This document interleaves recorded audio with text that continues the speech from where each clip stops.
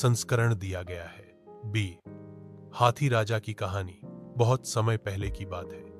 जंगल में एक हाथी राजा रहता था। वह बहुत बड़ा और ताकतवर था, लेकिन साथ ही बहुत घमंडी भी था। वह जंगल में चलता तो सारे जानवर डर कर भाग जाते। वह कभी किसी की बात नहीं सुनता था और बिना वजह पेड़ों को उखाड़ देता, जानवरों को परेशान करता।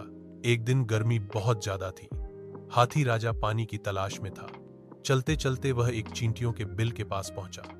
उसे प्यास लगी थी और उसने गुस्से में आकर चींटियों के बिल को तोड़ दिया ताकि वहां से मिट्टी हटाकर पानी निकाल सके। चींटियां डर गईं। वे बोली, हे हाथी राजा, कृपया हमारा घर मत उजाड़ो, हमें जीने दो। पर हाथी ने हंसते हुए कहा, तुम छोटी चींटियां मेरा क्या कर लोगी? हट जाओ रास्ते से। चींटियां बहुत दुखी हुईं, पर उन्होंने हार नहीं मानी। उन्होंने मिलकर योजना बनाई। अगली सुबह हजारों चींटियां हाथी के शरीर पर चढ़ गईं और धीरे धीरे उसकी सूंड, कान और पैरों में काटने लगी। हाथी परेशान हो गया और जोर जोर से चिल्लाने लगा, बचाओ बचाओ। अब हाथी को अपनी गलती समझ आ गई।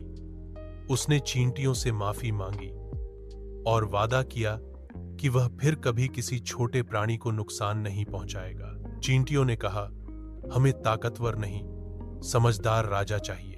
हाथी राजा ने अपनी गलती सुधारी और जंगल में सभी जानवरों के साथ मिल जुलकर रहने लगा। कहानी से सीख, मॉरल ऑफ द स्टोरी, किसी को कमजोर समझकर उसका अपमान नहीं करना चाहिए। एकता में शक्ति है। विनम्र और समझदार बनना सबसे बड़ी ताकत है। अगर आप चाहें, मैं इस कहानी को कविता, चित्र या नाटक के रूप में भी तैयार कर सकता हूं।